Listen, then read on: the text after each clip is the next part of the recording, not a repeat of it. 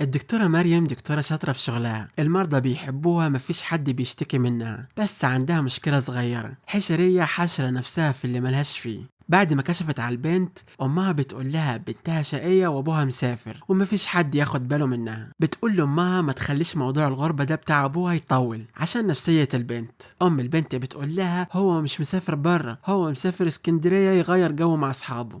دكتورة مريم، وانت مالك؟ حطيتي نفسك في موقف بايخ. النيرس بيفرحوا قوي لما يعرفوا ان نبطشيتهم هتبقى مع الدكتورة مريم، لانها طيبة وبتحب شغلها قوي، مش بتعامل المرضى على انهم زباين.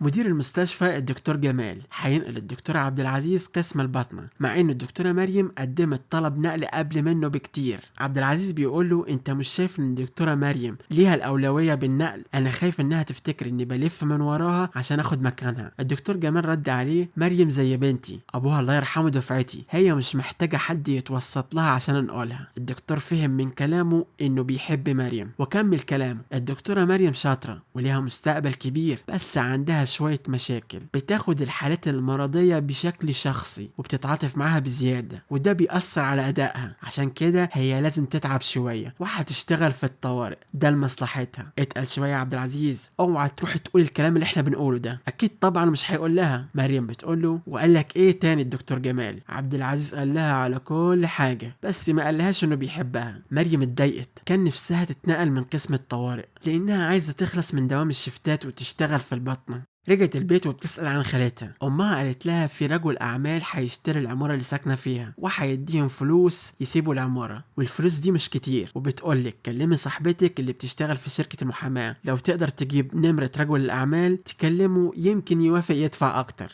مدام إلهام عندها شركات وأملاك كتير، ابنها الصغير عصبي، بيقول لها إنه هيسيب البيت، مش طايق أخوه الكبير. قالت له مفيش حد هيسيب البيت، ارجع البيت، عايزة أكلمك. كلمت أخوه الكبير وقالت له تعال البيت، إحنا لازم نلاقي حل للمشكلة دي، أنا هتكلم معاه وإنت لازم تبقى موجود، هي ساعة ولاقيك في البيت.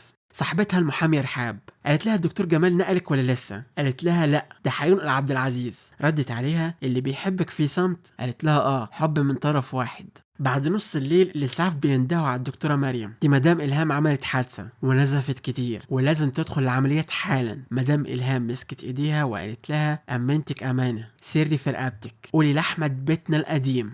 قلبها وقف، بتحاول تسعفها بس مفيش نفس. الدكتور جمال قال لها امسكي نفسك، ده قدر ربنا، انت عملت اللي عليكي. قالت له انا هستنى اهلها. قال لها لا، انت تروحي دلوقتي، السواق بتاعي مستنيكي تحت. مريم قامت وهي بتنده احمد. قالت لامها انها شافت كابوس وبتسالها ليه ما صحتنيش بدري؟ لازم اروح العزا، الست بلغتني امانه كان لازم ابلغها لاهلها. قالت لها بكره كلميهم وخدي ميعاد وروحي لهم. راحت عند الشؤون الاداريه اللي ممنوع يدوا المعلومات الشخصيه للمرضى. قالت لها الست بلغتني امانه لازم اوصلها، الست هتساعدها لانه ظرف انساني. رحاب صاحبتها بتشتغل في شركة محاماة لمستر حازم اللي كان المحامي الخاص لمدام إلهام، أهم موكلة عنده. الإخوات كان لازم يتصالحوا، دي كانت أكتر حاجة أمهم بتتمناها. الكبير بيحاول مع أخوه الصغير، بس أخوه الصغير بيزعق فيه وبيقول له أنت اللي خبيت الوصية وهتزورها وتغيرها زي ما أنت عايز وتاخد كل حاجة. ده كمان بيهدد أخوه. في الوقت ده مريم وصلت ودخلت البيت، كانت بتستنى أحمد. سمعت ضرب نار، نزلوا تحت لقوها قدامهم، بيسألوها مين حضرتك؟ قالت لهم أنا الدكتورة اللي استقبلت مدام إلهام في الطوارئ، بلغتني رسالة أبلغها للأستاذ أحمد. مين فيكم أحمد؟ الصغير قال أنا أحمد، والكبير قال أنا أحمد. مريم لما لقيتهم نفس الاسم ما قالتش كلام الست زي ما هو، غيرته وقالت لمة العيلة، ده بدل ما تقول بيتنا القديم. قالوا لها لمة العيلة تقصد ايه؟ قالت لهم ما اعرفش، هو ده كل اللي قالته. استأذنت ومشيت. وهي خارجة قابلت واحدة اسمها شروت، سألتها خايفة ليه؟ قالت لها دول بيضربوا بعض بالنار. قالت لها ده العادي بتاعهم. شروت قالت لها التيتا قالت لك ايه؟ مريم قالت لها لمة العيلة. سألتها مدام إلهام ازاي عندها ولدين بنفس الاسم؟ شروت هتقول لها على الحكاية. مدام إلهام اتجوزت وجابت عيل سميته أحمد. الجوازة دي ما كملتش سنة، طليقها خد الواد وسافر بره البلد وما عرفتش توصل لهم. بعد كام سنة اتجوزت مرة تانية وجابت ولد وبنت. الواد سمته احمد على اسم ابنها الاول، البت تبقى امها ماتت من كام سنه، والواد يبقى خالها احمد العصبي ومتدلع. والناس كانوا متاكدين من فشله، بس اثبت للناس كلها انه يقدر يساعد مامته في اداره الشركات دي كلها. فجاه ظهر في حياتنا انكل احمد. مريم بتسالها يعني ايه ظهر؟ احمد اللي من جوزها الاولاني كبر ورجع يدور على امه، بس خالها احمد ما كانش مقتنع بالكلام ده وشاف انه واحد نصاب، مع ان امه طلعت ورقه الجواز ووريته كل الاثباتات اللي تثبت انه ده اخوه. بس تقدر تقولي انه خاله احمد ما كانش بالع فكره انه يطلع له اخ فجاه. مريم بتقول لها ازاي بتفرقوا بينهم؟ الصغير بنقول عليه جلال والكبير بنقول عليه توفيق.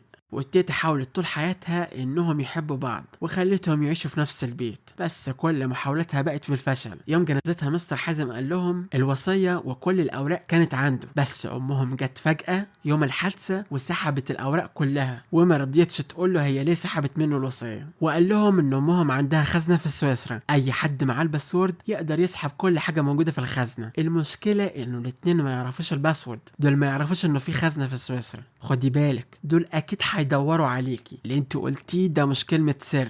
احمد جلال مش مطمن اللي اسمها مريم، يمكن اخوه هو اللي وزعها عليه وبعت حد من رجالته يدور هي مين وعايزه ايه. كلم المحامي يحاول يعرف الوصيه فين. المستر قال له الهانم سحبت الوصيه منه وما قالتلوش هتعمل فيها ايه. مريم ومامتها في البيت، في حد بيخبط. احمد جلال بيقول لهم لمة العيله ده مش باسورد، هي فين امك اللي شغاله في وزاره الزراعه؟ انا اعرف عنكم كل حاجه، قدامك 24 ساعه تقولي لي اللي عايز اعرفه ولا واحده فيكم هتوحشنا. شروت راحت عند مريم اللي قالت لها عن احمد اللي هددها، قالت لها هو كده عصبي وبتاع مشاكل، على عكس انكل احمد توفيق اللي طيب، انت لو تعرفي حاجه قوليها لانكل احمد توفيق. شروت لما خرجت من عندها كلمت احمد توفيق وقالت له دي استوت على الاخر وهتيجي لك الصبح بدري. راحت له الشركه وقالت له ان امه قالت بيتنا القديم، هو ده اللي قالته بالحرف الواحد. قال لها المشكله انه ده مش باسورد، وشكرها لانها وثقت فيه وانه لا يمكن ياكل حق اخوه. مريم لما رجعت البيت ما لقتش امها وتليفونها مقفول. كلمت خالتها ما تعرفش امها راحت فين، افتكرت تهديد جلال. بسرعه ما استنتش راحت عند احمد وقالت له وديت امي فين؟ قال لها ما خطفتش امك ولا حاجه. قال لها انا قلت كده عشان لو تعرفي حاجه تقولي لي عليها. هي بتزعق فيه وهو بيحاول يهديها قدام الوفد الصيني وبتقولها بالانجليزي الراجل ده مافيا.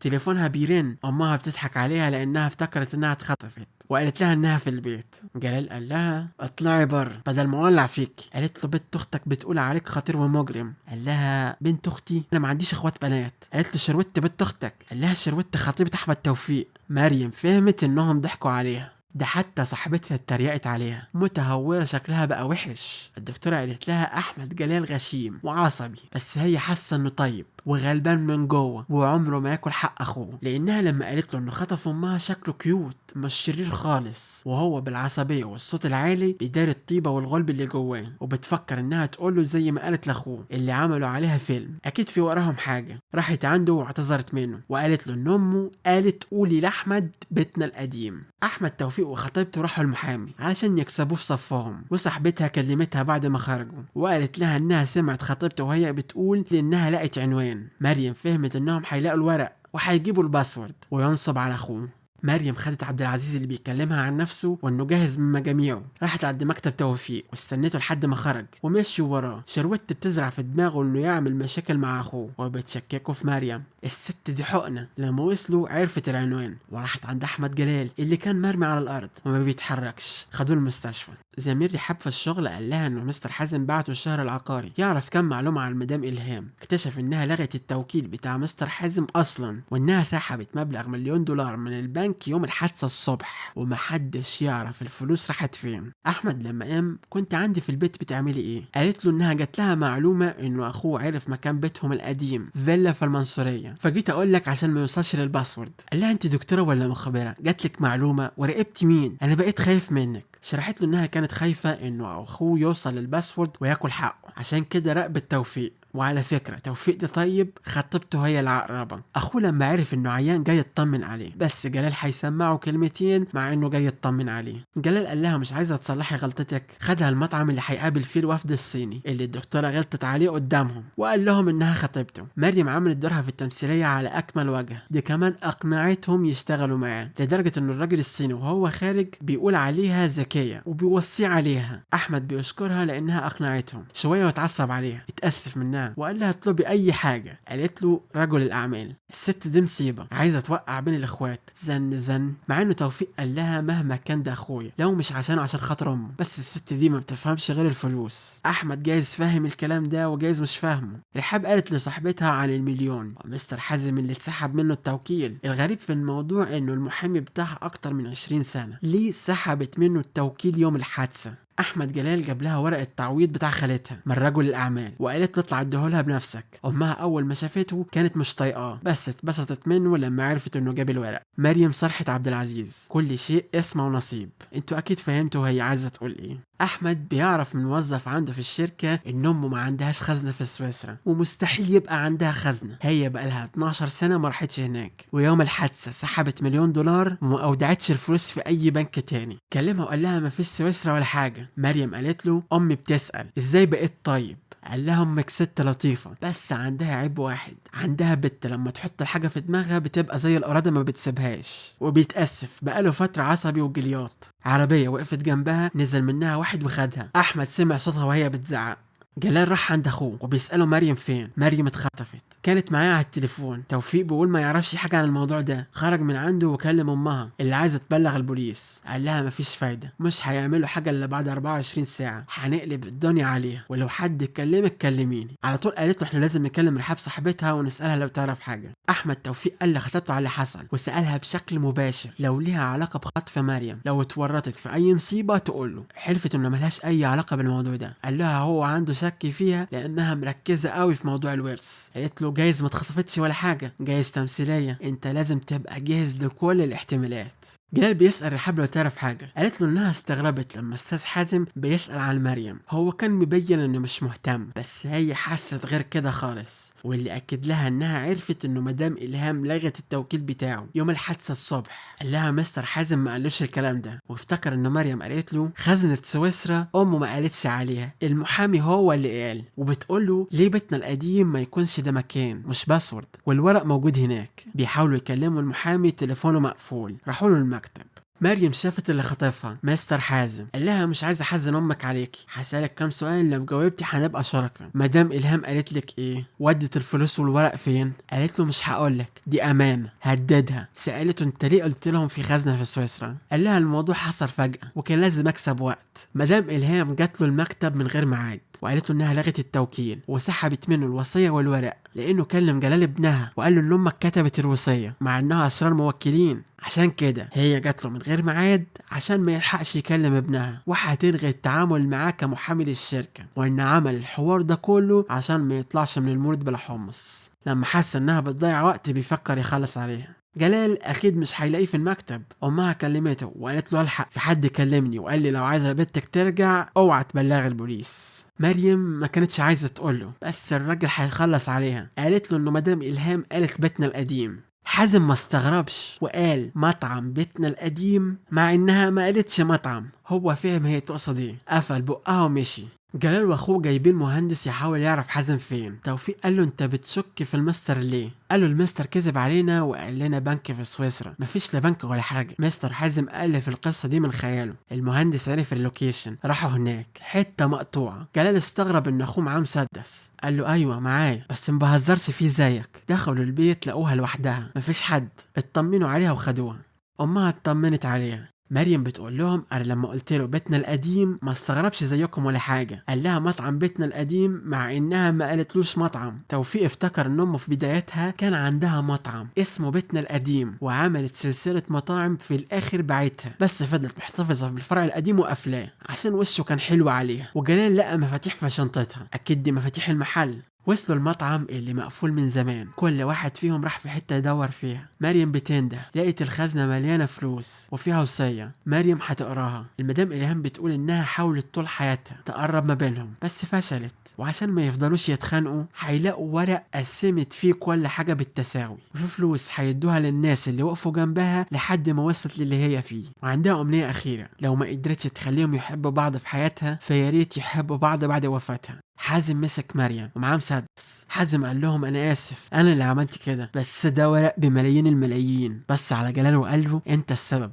بعد ما عرفت مني انها كتبت الوصية امك فهمت اني برطرط في الكلام وسحبت مني الورق. عشان توديهم لمحامي تاني. جلال قال له ماما سحبت منك الورق لانها مش واثقه فيك وعارفه انك هتزور الوصيه للي يدفع اكتر. حازم قال له انا فعلا كنت هعمل كده، هخلص عليكم. 2 اخوات خلصوا على بعض لخلاف على الميراث. اخيرا شروت ظهرت وضربته على دماغه وقالت انها شافته داخل بيتسحب. شروت انت كنت فين؟